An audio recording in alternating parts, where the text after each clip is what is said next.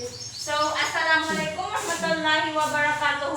Waalaikumsalam warahmatullahi wabarakatuh. So, today we will discuss art authentic assessment. So, I'm pretty sure that you already have an idea about this assessment. Am I right? ma'am. Yes, Yes, So, before that, let me first introduce our learning objectives. So, first is to understand the importance of and how to implement diagnostic, formative, and summative types of assessment.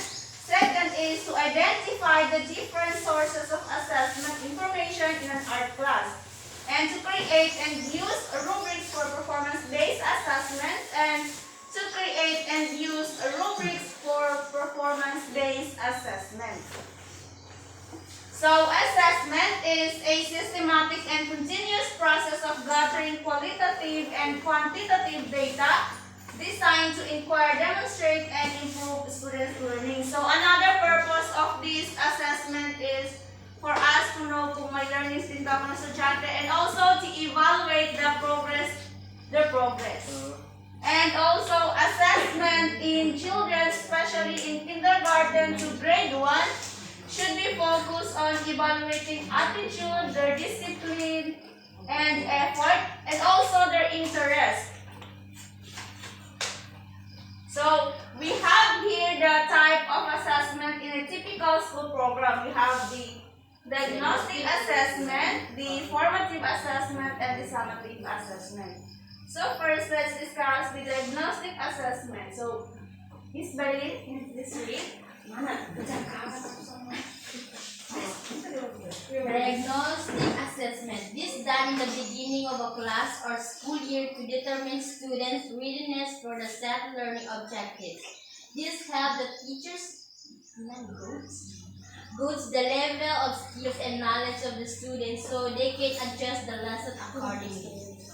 Okay, so this diagnostic assessment is done before the discussion to measure the prior knowledge of the student. So, in art, para alam natin kung may idea na ba yung bata doon sa art na gagawin. Gets? Yes, ma'am. Ibig sabihin ng parang pre-test? Yes. Next is the formative assessment. Mahaira, can you please read? Formative assessment. This is done to understand children's learning achievement and to confirm and review the content of the lesson immediately. It includes checking prior knowledge of the learner so that the intervention can be done right away while the lesson is in the progress. Okay, so thank you. So this formative assessment naman, it is done during the discussion. So in art, during. During. So during. For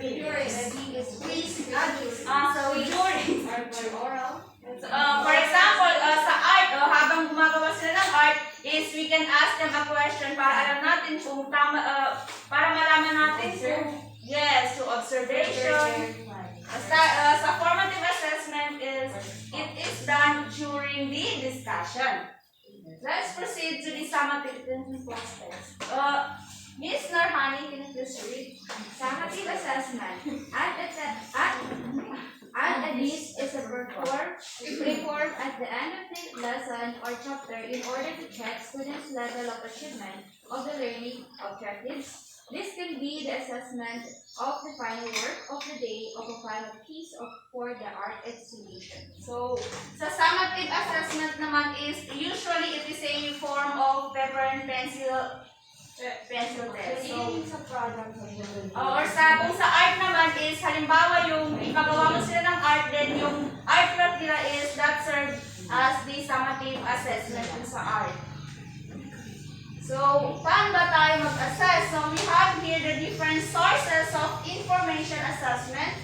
First is through observation. So, authentic assessment in art starts from the student's way of thinking toward or his work. Our teachers should take into considerations their observations, the child's attitude, discipline, engagement, and creative process. So in assessing, we can assess the child through observation by observing ito yung sharing first na i-observe natin, their attitude, their discipline, engagement, and creative process. So while gumagawa sila ng art, ito yung i-observe natin. Okay? Next is through conversation. So conversation naman is ma-assess natin yung mga estudyante through asking. Halimbawa, ipa-explain natin or tanungin natin kung tungkol saan ba yung art nila. Most especially kasi sa kinder is kung titingnan mo yung art nila is hindi mo pa siya mag-get. So you should ask them kung tungkol saan yung drawing nila. Next is through their artwork. So viewing student works can be done by the art teacher before or after school. So evaluating works of art takes time, especially if the teacher has to take note in the use of media, techniques, and applied concepts.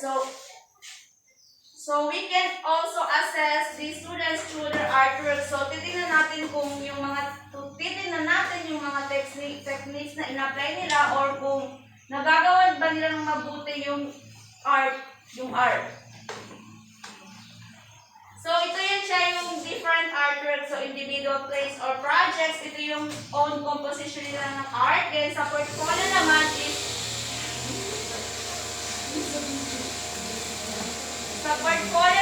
is compilation ng kanilang mga artworks. Then, sa live demonstration naman is ipapagawa mo sila ng art live.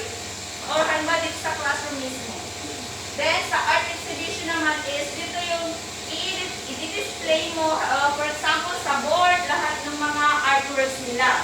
Then, sa community-based art naman is an art based on community. For example, yung sa family. Yes, gano'n.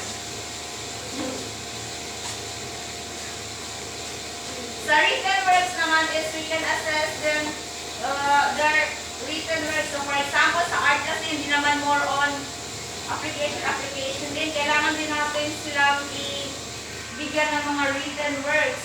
For example, mga quiz,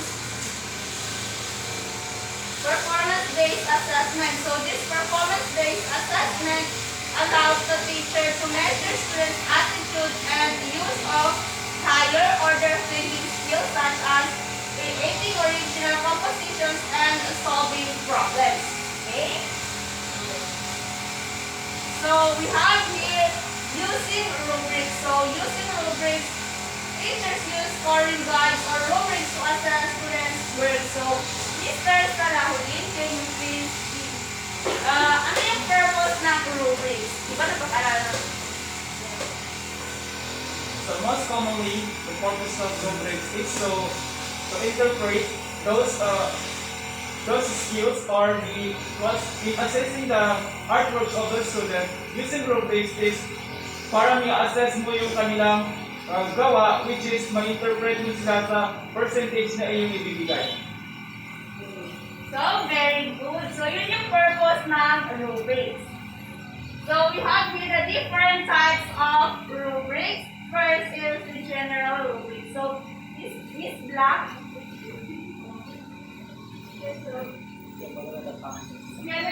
General rubrics. These can be used by teachers and students in different tasks. It contains non-specific criteria, so it can be used to assess most artwork.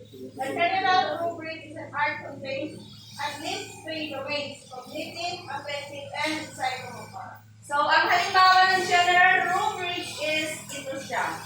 So, di ba sa art, mostly sa psychomotor lang yung nagagamit kasi more on application. So, here, nagagamit pa rin yung 3 domains, which is yung sa cognitive, affective, and the psychomotor. So, ito siya yung halimbawa.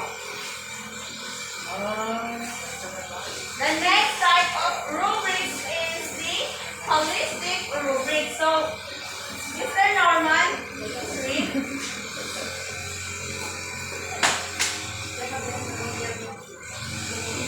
Holistic rubrics. This rubric only contains one criterion used to measure an overall level of achievement of the learning objective. It is simpler and easier to use because there's only one grade. Okay, thank you. So, from number itself, holistic. So, as a whole, yung pag-rate natin. So, ito yung halimbawa. So, ito yung rating. And then, ito naman yung mga description. Ito siya yung halimbawa. So, simple lang siya, di ba? It is easier to use in every art assessment. Next is the task-specific rubric. So, Mr.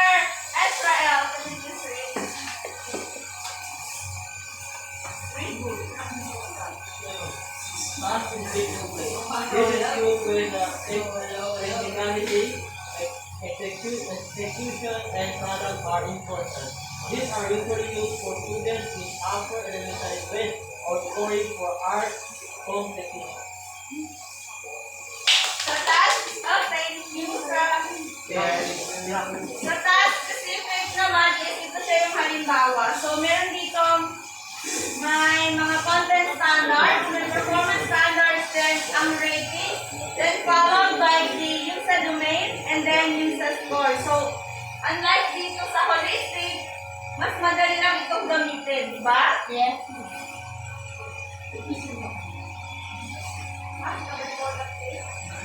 Next is the analytical rubric. So, markana kung gusto it. Analytical rubric. This is a more detailed breakdown of each criteria. It explicitly contains the description for each point. It can also be used for formative assessment so teachers can actively monitor students' progress. So, ito siya yung halimbawa. So, as you can see, it is very detailed unlike dun sa naunang mga rubrics. So, di ba, meron siyang content standard, performance standards, elements, and principles. Yes, ma'am. Okay, so, thank you. So, any questions, clarification? Not so far, ma'am. You're welcome. Amir! Ay, ikaw na mag-post. Ikaw mo na. Yan. Seven ka. Meron ba?